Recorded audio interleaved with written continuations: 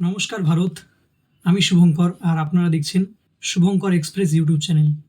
আজকের ভিডিওতে আমি আলোচনা করব ভারতের ইতিহাসের সবচেয়ে বড় ট্যাক্স রিফর্ম নিয়ে, জিএসটি 2.0। বন্ধুরা, এটা শুধু একটা ট্যাক্স পরিবর্তন নয়, এটা আমাদের প্রধানমন্ত্রী নরেন্দ্র মোদীজির বড় স্বপ্ন এবং তার মিশন। উনি চাইছেন আমাদের ভারতের অর্থনীতি আরও শক্তিশালী হোক, সাধারণ মানুষ সাশ্রয় পাক, ব্যবসায়ীরা স্বস্তি পাক, আর আমাদের দেশের শিল্প বা দেশীয় শিল্প আরও এগিয়ে যাক। আজকের ভিডিওতে তোমরা জানতে পারবে পুরনো জিএসটি কীভাবে কাজ করত, নতুন যে জিএসটি আসলো 2.0 তার মধ্যে কী কী পরিবর্তন এসছে, মোদিজির স্বপ্ন ও লক্ষ্য আসলে কী, আর এই যে রিফর্মটা হলো জিএসটি 2.0, সেখানে সাধারণ মানুষ কী কী লাভ পাবে, কী কী বেনিফিট পাবে, সেগুলো নিয়ে আজকে আলোচনা করব। তো চলো তাহলে শুরু করা যাক।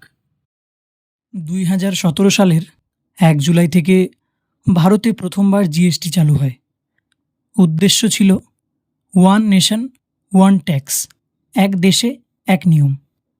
জিএসটি আসার আগে প্রধান যে ট্যাক্সগুলো ছিল সেগুলো এক্সাইজ ডিউটি, সার্ভিস ট্যাক্স, তারপর রয়েছে ভ্যাট অর্থাৎ ভ্যালু অ্যাডেড ট্যাক্স, তারপর হলো সিএসটি অর্থাৎ সেন্ট্রাল সেলস ট্যাক্স, তারপর রয়েছে এন্ট্রি ট্যাক্স অর্থাৎ অক্ট্রয়, তারপর রয়েছে luxury tax, entertainment tax, custom duty, CBD and sad. এই ট্যাক্সগুলো আলাদা আলাদা ছিল, মানুষকে আলাদা আলাদা দিতে হতো। 2017 সালে এগুলো সব মিলে তৈরি হলো GST, one nation one tax.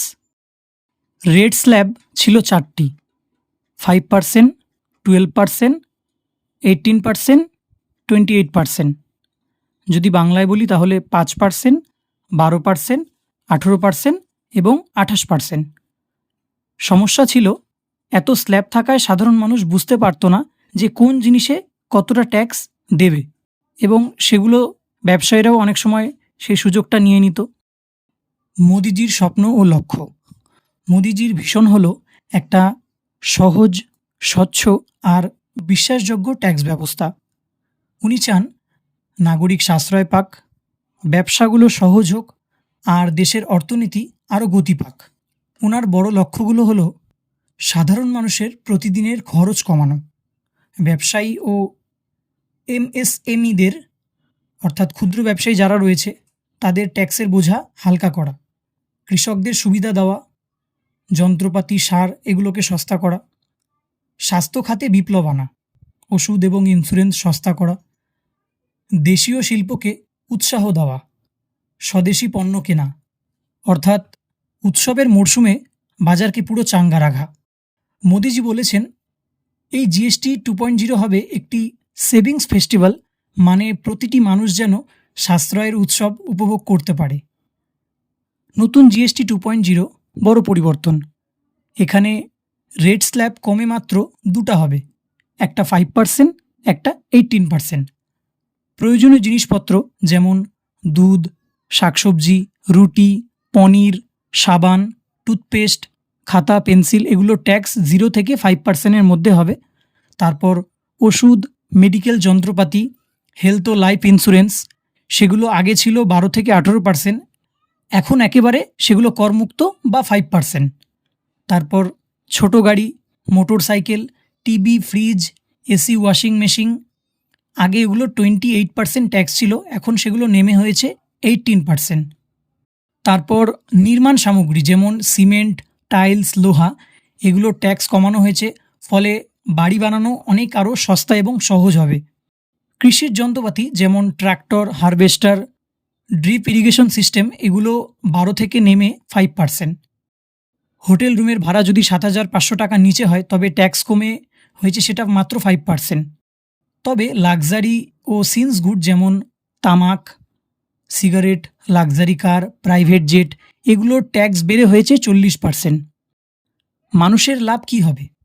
মানুষের লাভ যেমন গৃহস্থলীর খরচ প্রায় 20 থেকে 30% পর্যন্ত কমে যাবে, চিকিৎসার খরচ হবে সস্তা, ইন্স্যুরেন্স সহজলভ্য হবে, ছাত্রছাত্রীদের পড়াশোনার খরচা কমে যাবে, যেমন খাতা, পেন, বই সব করমুক্ত হয়ে যাবে, কৃষকরা সস্তায় যন্ত্রপাতি পাবে, ফলে উৎপাদন বাড়বে, উৎসবের মরশুমে বাজারে গাড়ি, বাইক, ইলেকট্রনিক্সের দাম পড়বে, ফলে কেনাকাটা বাড়বে। সরকার বলেছে এই পরিবর্তনের ফলে বছরে সাধারণ মানুষের হাতে থাকবে প্রায় 2.5 লক্ষ কোটি টাকা সাশ্রয়। তার একটা বড় বার্তা রয়েছে। তিনি বলেছেন, অর্থাৎ আমাদের দেশের প্রধানমন্ত্রী নরেন্দ্র মোদী বলেছেন, যতটা সম্ভব স্বদেশি পণ্য ব্যবহার করো। এতে দেশের শিল্প বাড়বে, কর্মসংস্থান তৈরি হবে। যদি আমরা বিদেশের জিনিস ইউজ করি তাহলে কি করে চলবে? তো সবসময় মোদিজি চায় যে আমরা যেন নিজের দেশের জিনিসগুলোকেই ইউজ করি, অর্থাৎ মেড ইন ইন্ডিয়া। যেগুলো আমাদের দেশে তৈরি হচ্ছে সেগুলোই আমরা যেন বেশি করে ইউজ করি। তারপর আরেকজনের কথা বলছি, তার নাম হচ্ছে অমিত শাহ। তিনি হলেন ভারতের একজন রাজনৈতিক নেতা। তিনি ভারতের গৃহমন্ত্রী, ইউনিয়ন হোম মিনিস্টার এবং ভারতীয় জনতা পার্টি অর্থাৎ বিজেপির একজন অন্যতম প্রধান নেতা। তিনি দীর্ঘ সময় ধরে রাজনীতিতে আছেন এবং প্রধানমন্ত্রী নরেন্দ্র মোদীর ঘনিষ্ঠ সহযোগী হিসাবে পরিচিত। তিনি বলেছেন, এটা হলো ট্রাস্ট বেস ট্যাক্স সিস্টেম, যেখানে ট্যাক্সের মানে ভয়ের ব্যাপার নয়, বরং মানুষের জন্য লাভের ব্যবস্থা। তো এই বিষয়টা আমার খুব ভালো লেগেছে। বন্ধুরা, এই ছিল ভারতের সবচেয়ে বড় ট্যাক্স বিপ্লব, জিএসটি 2.0। পুরনো জিএসটি থেকে নতুন জিএসটি আরও সহজ, আরও স্বচ্ছ এবং সাধারণ মানুষের জন্য আরও অনেক লাভজনক। তো এখন আপনারাই বলুন, কোন জিনিসটা বাজারে সবথেকে সস্তা হলে সবথেকে মানুষ বেশি উপকৃত হবে? খাবার, মেডিসিন, নাকি গৃহস্থলীর নানা রকম সামগ্রী, নাকি বাইক, গাড়ি? কমেন্টে লিখে জানাও আমাকে। আর পরবর্তী তোমরা কোন টপিক নিয়ে আলোচনা শুনতে চাও সেটাও আমাকে কমেন্ট করে জানিও। আমি তাহলে সেই টপিক নিয়েই পরের ভিডিও বানানোর চেষ্টা করব। আর ভিডিও যদি ভালো লাগে, যারা চ্যানেলে নতুন রয়েছে তারা অবশ্যই চ্যানেলটিকে সাবস্ক্রাইব করে নিও। আর ভিডিও যদি ভালো লাগে তোমাদের পরিচিতির মধ্যে এবং বন্ধুদের মধ্যে অবশ্যই ভিডিও বেশি করে শেয়ার করে দিও। আমি শুভঙ্কর, আজকের ভিডিও এখানেই শেষ করছি। সবাই ভালো থাকো, সুস্থ থাকো। জয় হিন্দ, জয় ভারত।